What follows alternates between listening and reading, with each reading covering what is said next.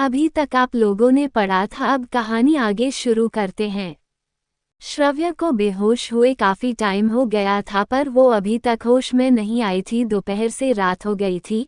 सिद्धांत के घर पे सिद्धांत ने बस इतना ही बताया कि जरूरी काम होने की वजह से वो आज ऑफिस से घर नहीं आएगा, लेकिन सिद्धांत के दोनों भाइयों ने घर जाकर सिद्धांत की मां को बताया कि श्रव्य के साथ ऑफिस में क्या हुआ था।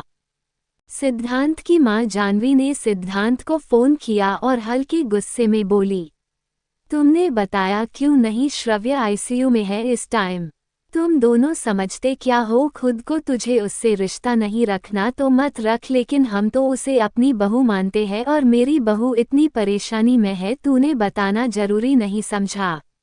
अब तू कुछ बोले उससे पहले बोल देती हूँ मैं, तेरे पापा और बड़े पापा विवान और वीरेन हम सब आ रहे हैं और तू कुछ बोलना भी मत। ऐसा कह के जानवी जी ने फोन काट दिया। दूसरी ओर सिद्धांत बेबसी से बोला, क्या पता था वो ऐसा सोच कर आई थी। आज भी वो सिर्फ अपने पापा का सोचकर जाने देने चली गई। अपने पापा से इतना प्यार करती है कि उनके लिए अपनी जान तक की परवाह नहीं की और मुझसे दूर जाने का फैसला कर लिया, सिर्फ इसलिए क्योंकि मैं। आगे के वर्ड तो सिद्धांत के मन में ही रह गए। अचानक सिद्धांत सुमित से बोला, सुमित जल्दी से कुछ नंबर सेंड कर रहा हूँ, उन लोगों से बात करके सारे प्रोजेक्ट कैंसिल कर देना। कर उस अजीत के साथ अभी कुछ नहीं किया जाए, उसके केस को ड्रॉप करो। सिद्धांत की बात सुनकर सुमित आश्चर्य से बोला, क्या बक रहा है तू? फिर सिद्धांत को एक कोने में ले जाकर बोला, सच बता, ये सब कहीं भाभी ने जानबूझकर तो नहीं किया ना? कहीं भाभी को तूने परेशान तो नहीं किया ना? सिद्धांत बिना सामने देख आराम से बोला, ये सब मेरी ही गलती है। वो मेरे सामने बात कर रही थी, मुझे केस ना करने के लिए बोल रही थी, लेकिन मैंने अपनी जिद में उसकी एक न सुनी और मैंने उसको ओपनली चलेगे दिया था कि मुझे रोक के दिखा दे, मैं वह काम करके रहूंगा जो मैं करना चाहता हूँ। उसने जाने से पहले मुझे हिंट दी थी, लेकिन मेरी समझ में नहीं आई थी। यह सब मेरी ही वजह से हुआ है। अगर उसे कुछ हो गया तो मैं खुद को कभी माफ नहीं कर पाऊंगा। ये लड़ाई तो मैं जीत जाऊंगा, लेकिन खुद की लड़ाई में हमेशा के लिए हार जाऊंगा। बेशक मैं उसके साथ नहीं रहता, बेशक वह मुझसे दूर रहती है, लेकिन फिर भी उसको खुद की नज़रों के सामने देखना चाहता हूँ। बेशक नफरत करे, लेकिन फिर भी खुद के सामने देखना चाहता हूँ। अगर गलती से अगर कुछ भी हो गया तो मैं जी नहीं पाऊंगा। बहुत प्यार करता हूं मैं उससे। उसकी जिद नहीं मान रहा, क्योंकि मैं अपनी बड़ी माँ से भी बहुत प्यार करता हूं। मैं अपनी सिमरन दी के साथ जो हुआ उसे भूल नहीं सकता, इसलिए मैं उसके गुनहगारों को माफ नहीं कर पा रहा। लेकिन इसका यह मतलब नहीं कि मैं श्रव्य से प्यार नहीं करता। मैं श्रव्य से बहुत प्यार करता हूँ, उसके लिए अपनी जान भी दे दूंगा, लेकिन उनके लिए अपनी बड़ी माँ के साथ गद्दारी नहीं कर सकता। मैं बड़ी माँ को दिए वचन को नहीं भूल सकता है, इसलिए मैं श्रव्य के साथ शक्ति से पेश आता हूँ ताकि वह मेरी बात समझे और फिर से मेरे साथ आकर उन लोगों के खिलाफ गवाही दे सके। लेकिन अगर उसे कुछ हो गया तो क्या इस गवाही का होगा और क्या उसे केस का होगा? बेशक मेरी दीदी को इंसाफ मिल जाएगा, लेकिन मैं तो हमेशा के लिए हार जाऊंगा। नहीं, उसे कुछ नहीं होने दूंगा मैं। चाहे कुछ भी हो जाए, उसे ठीक होना ही होगा। मेरी गलती की सजा एक मासूम को नहीं मिलने दूंगा मैं। मेरी वजह से वह पहले ही बहुत तड़पती है। उसे लिफ्ट में वह कितना तड़पी होगी, कितना परेशान हुई होगी, यह वही जानती है। उसे कुछ नहीं होने दूंगा मैं। वह अपने पापा के लिए मुझे लड़ने आई थी, ठीक है, तू उसके पापा के लिए जो भी हमने प्लान किया था है उसको तू प्लेन को भी कैंसिल कर और उसके पापा को अभी जाने दे। फिलहाल मेरे लिए श्रव्य से बढ़कर कुछ नहीं है। बड़ी माँ को तो मैं कैसे भी समझा लूंगा, लेकिन खुद को कैसे समझाऊंगा?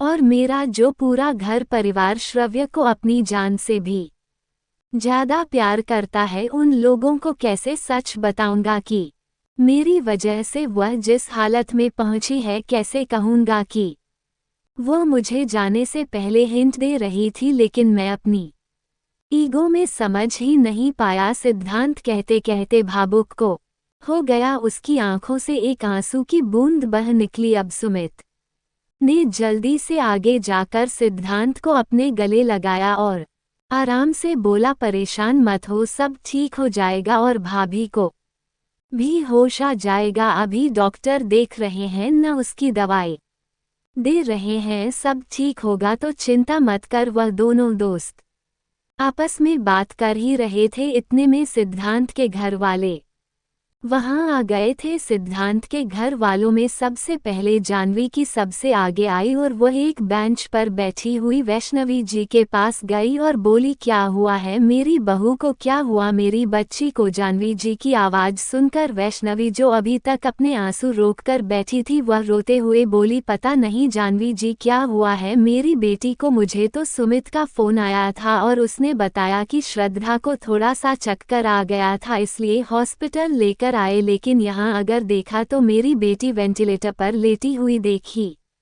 उसका मेरे अलावा इस दुनिया में कोई नहीं है, मेरा भी इसके अलावा कोई नहीं है। श्रव्य के लिए मैंने मेरा घर परिवार सब छोड़ दिया। श्रव्य अपने पापा के लिए बेशक लड़ रही है, लेकिन वह दूसरों के लिए कर रही है, वह अपने लिए कुछ भी नहीं कर रही। लेकिन अगर उसे कुछ भी हो गया तो मैं उसकी माँ को क्या जवाब दूंगी, मेरे से तो उसकी हालत देखी नहीं जा रही। जाह्नवी जी वैष्णवी जी की बातों को सुनकर उनसे बोली, आप चिंता मत कीजिए, सब ठीक हो जाएगा, वह ठीक हो जाएगी। इसके बाद सब लोग बारी बारी से श्रव्य को देखने लगे। सबको बहुत दुख हो रहा था श्रव्य को इस हालत में देख करके। सब लोग सिद्धांत सुमित से पूछने लगे, आखिर यह सब कैसे होगा। सुमित सिद्धांत की ओर देखने लगा और थोड़ी देर रुक करके बोला, माँ मुझे इसके बारे में जानकारी नहीं है, एक्चुअली मुझे तो स्टाफ की तरफ से फोन आया था, मैंने जाकर के देखा तो भाभी बेहोश पड़ी हुई थी। ज्यादा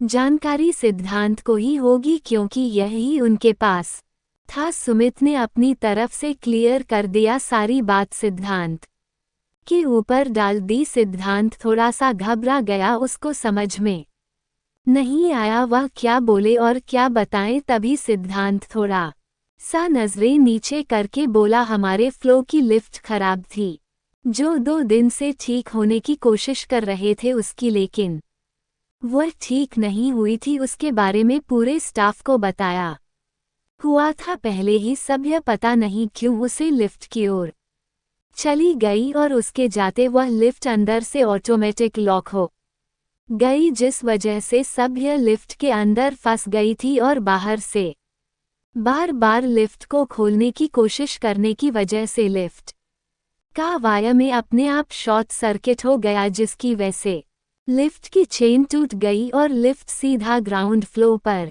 आकर रुकी। लिफ्ट के अंदर सांस की कमी होने लगी, ऑक्सीजन लेवल कम होने की वजह से श्रव्य अब बेहोश हो गई काफी देर।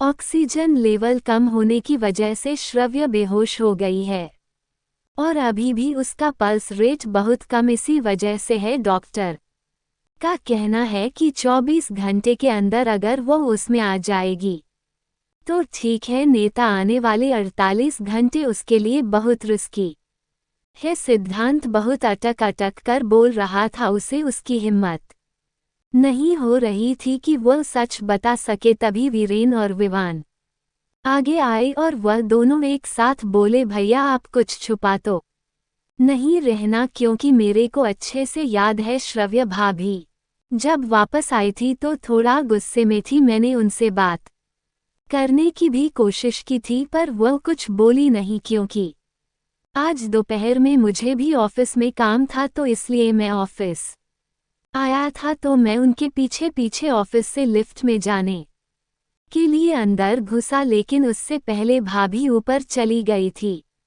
मैं दोबारा ऊपर पहुंचा, तब तक मैंने देखा कि भाभी आपके केबिन के अंदर थी, आप दोनों के बीच कोई बातें हो रही थी। मैं भाभी से बात करना चाहता था, लेकिन वह आपकी केबिन में थी, इसलिए मेरी हिम्मत नहीं हुई अंदर आने की और उसके बाद में नीचे आ गया था। नीचे आने के बाद मैं वापस से दूसरी ब्रांच चला गया था और वहां जाने के बाद मुझे वीरेंद्र बताया था कि भाभी के साथ क्या हुआ है। मुझे बस ये पूछना था कि भैया भाभी के साथ कहीं आपका कोई झगड़ा तो नहीं हुआ था ना। वीरेन की बात सुनकर थोड़ी देर के लिए सिद्धार्थ शांत हो गया था, लेकिन फिर गर्दन हिलाकर मन कर देता है। सब लोग शांति से वह बैठ जाते हैं। श्रव्य के लेके बहुत दुखी हो रहे थे।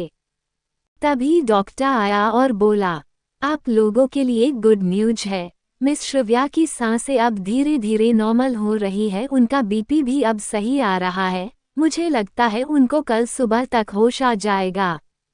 डॉक्टर की बात सुनकर सब लोग थोड़ा रिलीफ हुए और मन ही मन बोले बस जल्दी से होश में आ जाए।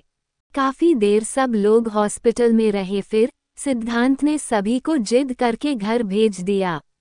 वैष्णवी जी भी चली गई। रात भर सब लोग उसकी सलामती के लिए प्रार्थना कर रहे। सुबह की सूरज की पहली किरण श्रव्य के चेहरे पे पड़ रही थी तो श्रव्य ने धीरे धीरे आंखें खोली तो आंखें खुलते ही सामने के दृश्य को देखकर उसकी आंखें बड़ी हो गई। वो हकलाते हुए बोली, तो आप लोग इस कहानी को भी प्यार दीजिए और वीडियो को शेयर करो ताकि जल्दी आगे की क्षणिक नेक्स्ट पार्ट में